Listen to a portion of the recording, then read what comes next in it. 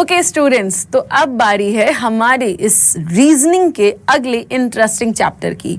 और हमारा अगला इंटरेस्टिंग चैप्टर है पजल्स, जिसे हम हिंदी में पहेली के नाम से जानते हैं।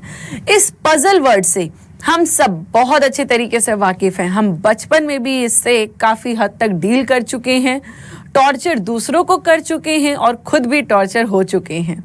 बट अब इस स्टेज पे ये जो पजल्स का लेवल है ये थोड़ा सा रेज्ड हो चुका है जब हम कंपटीशन के पॉइंट ऑफ व्यू से बात करते हैं।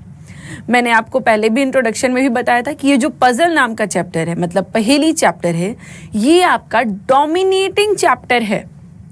डोमिनेटिंग, अगर आप क्लरिकल लेवल की बात करिए तो भी डोमिनेटिंग है, ऑफिसर कैडर की बात करिए अगेन द सेम थिंग, फिर भी डोमिनेटिंग है।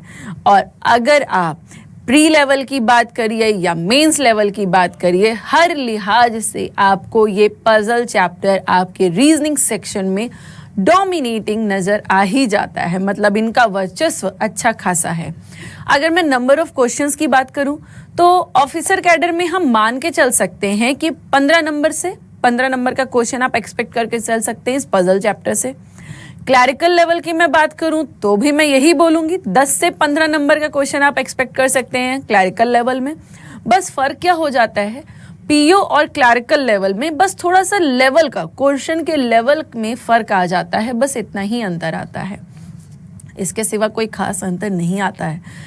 अब आप सब ने भी पजल्स को सिंप्लीफाई किया होगा कभी ना कभी, पेपर वर्क में या दिमाग में, थॉट्स में, एनी हाउ। तो जब हम पजल को सिंप्लीफाई करते हैं, अगर मैं कंपटीशन लेवल की बात कर रही हूँ, बैंकिंग एग्जाम की, तो जब हम पजल्स को सिंप्लीफाई करते हैं तो हमारे पास सबसे बड़ा बैरियर क्या निकल के आता है? Any guess? The length of the question. हमारे पास ये सबसे बड़ा बैरियर निकल के आ जाता है कि क्वेश्चंस इस पजल चैप्टर में बहुत लेंदी होते हैं।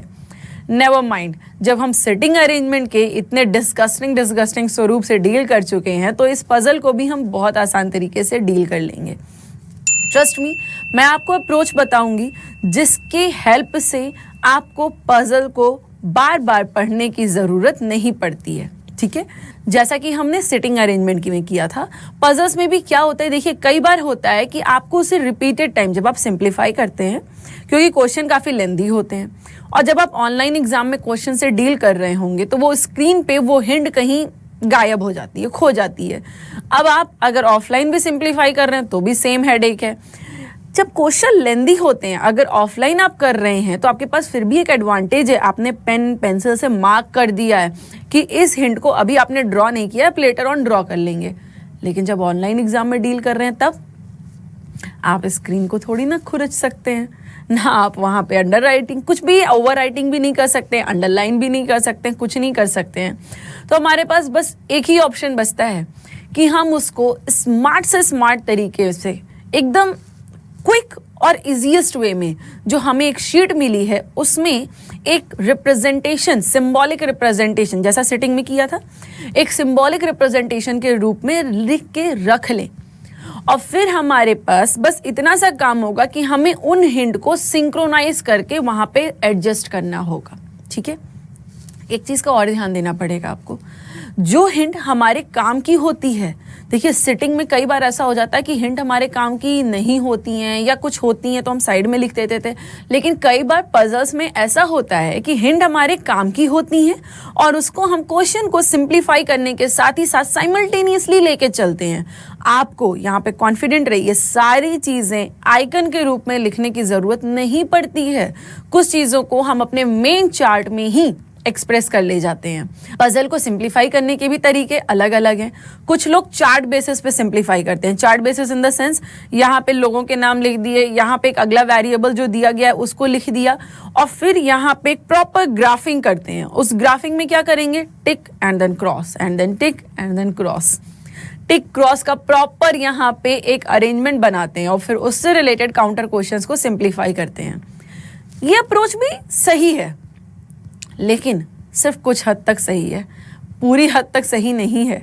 इस क्वेश्चन में इस तरीके से अगर आप सिंप्लीफाई कर रहे हैं तो आप तभी कर सकते हैं जब वेरिएबल 2 होंगे, 2 वेरिएबल्स का मतलब पर्सन दिया है और यहाँ पे कलर दिया है, सिर्फ 2 वेरिएबल दिया है, तो हमने ये मैट्रिक्स या चार्ट बना के रख लिया और इसमें हम टिक क्रॉस का फंडा पूरा सिंप्लीफाई कर रहे हैं। लेकिन अगर वेरिएबल 3, 4 या 5 हो गए तब आप क्या करेंगे? तब कोई टिक क्रॉस काम नहीं करता है, ठीक है। तो शॉर्टकट पे फोकस करने के बजाय हम यहाँ पे शॉर्टकट पे नहीं फोकस करेंगे। शॉर्टकट का मतलब क्या होता है? हर रास्ते पे काम कर जाए। लेकिन यहाँ पजल्स में जो आपको शॉर्टकट मिलेंगे वो सिर्फ पर्टिकुलर रास्ते में ही काम करेंगे, बाकी जगहों पे जाके वो बाउंस हो जाते हैं, वहाँ पे वो वर्कआउट प्रॉपर वे में नहीं करते हैं, ठीक है।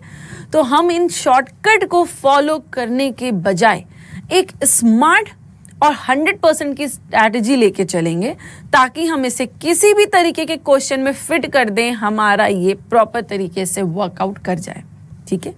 अब बात करते हैं वैरायटी ऑफ पजल्स की, ठीक है। पजल में वैरायटी क्या क्या हो जाती है? एक तो आपकी जो सबसे कन्वीनियंट मोड की पजल होती है वो होती क्लासिफिकेशन पजल, जिसे हम हिंदी में वर्गीकरण के नाम से भी जानते हैं। क्लासिफिकेशन में क्या होता है? आपको डिफरेंट चीज़ों को क्लासिफाइड करके दे दिया जाता है। जैसे एक एग्जांपल लेते हैं कि 7 या 8 लोग हैं, वो लोग अलग अलग सिटी में जा रहे हैं, ठीक है। 7-8 लोग हैं, अलग अलग सिटी में जा रहे हैं और अलग अलग कार में जा रहे हैं या अलग अलग कलर पसंद करते हैं।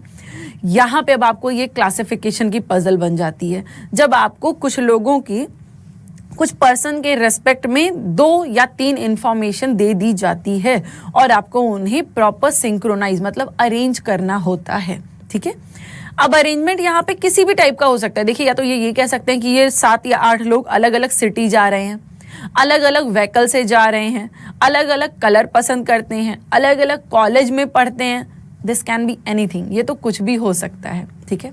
अगली हमारी पजल आ जाती है कैटेगरी बेस्ड पजल। इस कैटेगरी पजल में कुछ एडिशनल इंफॉर्मेशंस के साथ होता है। जैसे आपको बता दिया जाएगा कि कुछ लोग एक कार में जा रहे हैं, अब उस कार में उनका जेंडर डिसाइड कर देगा कि ये एक कार में एक मेल या एक फीमेल रहेंगे, या ये भी कह सकता है कि एक ही कार में अलग अलग जेंडर के पर्सन नहीं होने चाहिए, सेम जेंडर के होने चाहिए, और उनको किसी प्रॉपर डेस्टिनेशन पे जाना है। इसके रेस्पेक्ट में आपको कुछ हिंट दे दी जाती है। इसे कहते हैं कैटेगरी बेस्ड पजल, जहां पे आपको कैटेगरी डिसाइड करा दी जाती है। एक अगली पजल आपकी आती है डेज बेस्ड पजल। डेज का मतलब Monday, Tuesday, Wednesday, Thursday, Friday, Saturday, Sunday, अलग अलग डेज है। अलग अलग डेज पे अलग अलग पर्सन अलग अलग सब्जेक्ट पढ़ रहे हैं। अब ये होती है आपकी डेज बेस्ड पजल। इसमें आपका डेज डिसाइडेड होता है, पर्सन आपको दे दिए जाएंगे, 7 पर्सन दिए जाएंगे और आपको 7 सब्जेक्ट दे दिए जाते हैं। लेकिन ज़रूरी नहीं होता कि ये इसी फॉर्मेट में दिया जाए। कई बार इसमें ट्विस्ट एंड टर्न लाने के लिए ये लोग क्या कर देते हैं कि जो आपका डेज होता है उसमें, डेज का मतलब एक तरीके से sort of a time table है ना। अब डेज में ये आपसे क्या कह देते हैं कि आपको कोई भी एक दिन बोल देंगे कि इस डे पे कोई भी सब्जेक्ट नहीं पढ़ाया जाएगा। मतलब आपके पास डेज 7 होंगे, पर्सन 6 होंगे और सब्जेक्ट भी 6 होंगे, पर डेज कितने होंगे? 7। और आपको उसमें से ट्रेस आउट करना पड़ेगा कि ये वैकेंट वाला डे कौन सा है जिस दिन कोई सब्जेक्ट की पढ़ाई नहीं होगी, ठीक है। और ये सबसे ज्यादा डिसअपॉइंटिंग होता है जब हमको एक ब्लैंक को ट्रेस आउट करना पड़ता है, मतलब एक खाली जगह को ट्रेस आउट करना पड़ता है।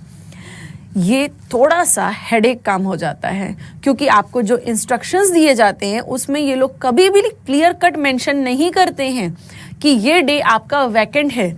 इसको डायरेक्ट ना देते हुए इनडायरेक्ट एनी हाउ किसी ना किसी तरीके से, because they are making puzzles, वो आपको पजल्ड करने के सेंस में है। तो अगर आपको क्लियर कट दे देंगे तो आप with in a second question simplify कर देंगे, बट इसी चीज को आपको पजल्ड करके दिया जाता है, ठीक है। अब इसमें अगली वैरायटी क्या आएगी? अगली वैरायटी हमारी होगी blood relation based puzzle. Blood relation कैसे करना है ये हमने समझ लिया, इसीलिए मैंने आपको पहले ब्लड रिलेशन समझा दिया था, क्योंकि आगे चल के सिटिंग अरेंजमेंट में भी ये चैप्टर इन्वॉल्व हो रहा था और पजल में भी ये चैप्टर इन्वॉल्व हो रहा था। हमने ब्लड रिलेशन का फंडामेंटल डायग्राम समझ लिया है कि डायग्राम कैसे बनाना है। अब यहाँ पे आपको जो पजल्स मिलेगी उसमें आपको रिलेशन भी डिफाइन करना होगा। जैसे कि आपसे क्या कह देंगे, आपको बता देंगे 7 या 8 या 9, 10 एनीथिंग दे कैन डू, कुछ नंबर ऑफ पर्सन है, ये एक फैमिली को बिलोंग करते हैं। फैमिली को बिलोंग करते हैं मतलब इनका अलग अलग रिलेशन है, आपको रिलेशन डिफाइन करना होगा। और ये सब लोग अलग अलग प्रोफेशन को भी बिलोंग करते हैं।